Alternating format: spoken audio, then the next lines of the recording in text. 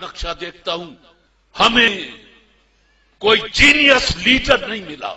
آج لوگ 2 سڑکیں بنا کے، 4 پل بنا کے، 2 تالاب بنا کے اور بڑے فخر سے اخبارات میں تصویریں چھپواتے ہیں اور بڑے بڑے بیانات دیتے ہیں۔ میں آپ سے گواہی سے پوچھتا ہوں کہ میرے رسول صلی اللہ علیہ وآلہ وسلم نے مدینہ میں، مکہ میں کتنے پل بنائے تھے، کتنی سڑکیں بنائی تھی؟ کوئی پل نہیں بنایا، کوئی سڑک نہیں بنائی۔ کیا بنایا؟ قوم بنائی۔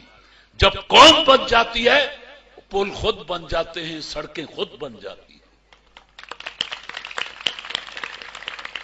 آپ کو پتا ہے کہ اب ایک سازش کے تحت پاکستان کی اسمبلی کا الیکشن کروڑوں روپے کا بنا دیا گیا ہے۔ جس کی جیب میں کروڑوں ہیں وہ الیکشن لڑ لے۔ طارق عزیز تو نہیں لڑ سکتا، چاہے ساری عمر گلا پھاڑتا رہے۔ 5 سال کے بعد یا جب بھی وقت آتا ہے، آدھے ادھر آ جاتے ہیں، آدھے کرسیوں پہ بیٹھ جاتے ہیں اور یہ بے مغز باتوں پر شور مچاتے ہیں۔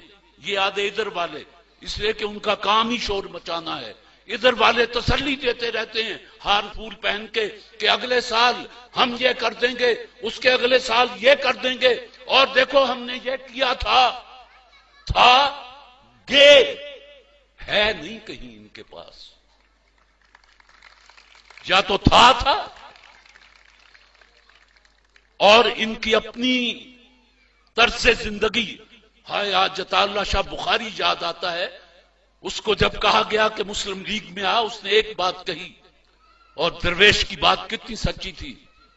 اس نے کہا جو لوگ اپنی یہ 2.5 من کی لاش پر اسلام نافذ نہیں کر سکتے، وہ یہ 15 کروڑ انسانوں پر اسلام نافذ کریں گے۔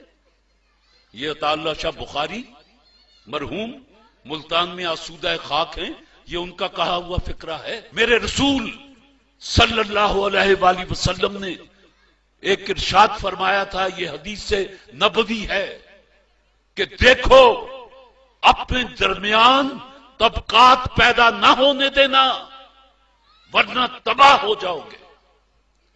ہم نے لیاقت صاحب اپنے درمیان طبقات پیدا کر لیے، دولت کے اعتبار سے بھی۔ ایک طبقہ جو خط غربت سے نیچے چلا گیا، دوسرا طبقہ جن کو پتہ ہی نہیں ان کے پاس کتنا ہے۔ طبقات، تعلیمی نظام 4-4، 5-5، اس 7,96,095 مربع کلومیٹر جس کو پاکستان کہیں، یہاں 5-5 نظام تعلیم چلے، قوم کیسے بنتی؟ وہ یگانگت کیسے آتی؟ وہ یکجہتی کیسے پیدا ہوتی؟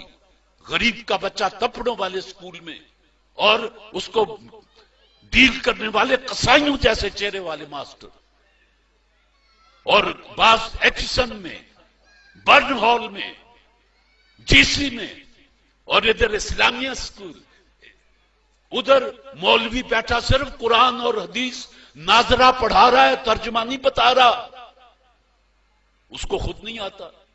یہ زبان سے لا الہ کہہ دینا، اقبال کہتا ہے کچھ نہیں، دل و نگاہ مسلمان نہیں تو کچھ بھی نہیں۔ تو جن کو پتہ ہی نہیں وہ کیا پڑھ رہے ہیں، تو اس سے زیادہ قرآن کی بے حرمتی آپ اور کیا کر سکتے ہیں کہ 5 وقت پڑھتے ہیں، کوئی پوچھے کیا پڑھ کے آیا ہے، آپ کہیں کہ یار قرآن پڑھ کے آیا ہوں۔